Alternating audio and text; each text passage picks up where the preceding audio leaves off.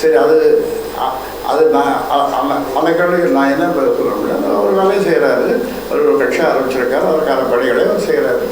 நாடு முழுவதும் பாலியல் குற்றங்கள் அதிகரித்து வருது நாளுக்கு நாள். நாடு முழுவதும் பாலியல் குற்றங்கள் பாலியல் குற்றங்கள் அதை தடுப்பதற்கான பல்வேறு யோசனைகளை பல்வேறு காலகட்டங்களில் தொடர்ந்து நான் சொல்லி வருகின்றேன். இது அரசு காதில் போட்டுக்கொள்வதில்லை. ஆனாலும் இது சம்பந்தமாக மக்களிடையே ஒரு பெரிய விழிப்புணர்வு ஏற்பட வேண்டும். அரசு இதை தடுப்பதிலே ஆர்வம் காட்ட வேண்டும். அதிகாரிகள் அவர்களும் இதை தடுப்பதிலே முனைப்பு காட்ட வேண்டும். கிருஷ்ணகிரியில் போலி என்சிசி கேம்ப் நடத்தி 15 பள்ளி மாணவிகளை பாலியல் துன்புறத்துக்கு ஆளாக்கிறார். கிருஷ்ணகிரியில் தனியார் பள்ளியில் இவர்களை கடுமையான பிரிவின் கீழ் கடுமையான, அதாவது சிறையிலிருந்து வெளியே வராத அளவிற்கு கடுமையான செக்ஷன் போட்டு இவர்களுக்கு விழுத்தணும். நம்ம இது சரணாக நாடு சாகுபடி கொடுக்க முடியாது. தெருவில் நிற்க வச்சு சாகுபடி கொடுக்கலாம். ஆனால் ஜனநாயக நாட்டில் அப்படி பண்ண முடியாது. அது 4 பேர் எதிர்ப்பு தெரிவிப்பாங்க. அண்ணாமலை வரக்கூடிய 2006 தேர்தல் கூட்டணி ஆட்சியை மையப்படுத்தி தான் நாங்கள் என்டிஏ கூட்டணி நிற்போம்.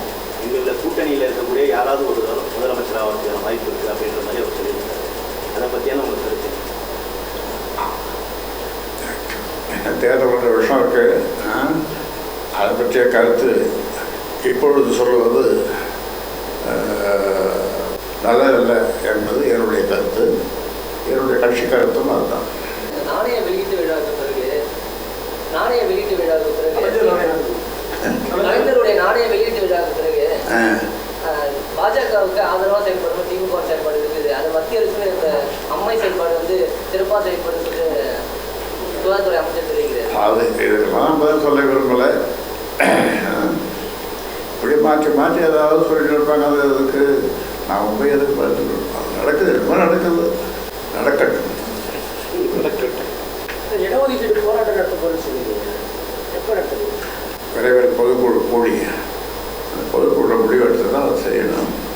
இப்பொழுது அது இடையில் ஒரு வேலை செய்துட்ருக்கோம். அதாவது தொகுதி செயலாளர், ஒவ்வொரு தொகுதிக்கும் ஒரு செயலாளர், ஒரு தலைவர்.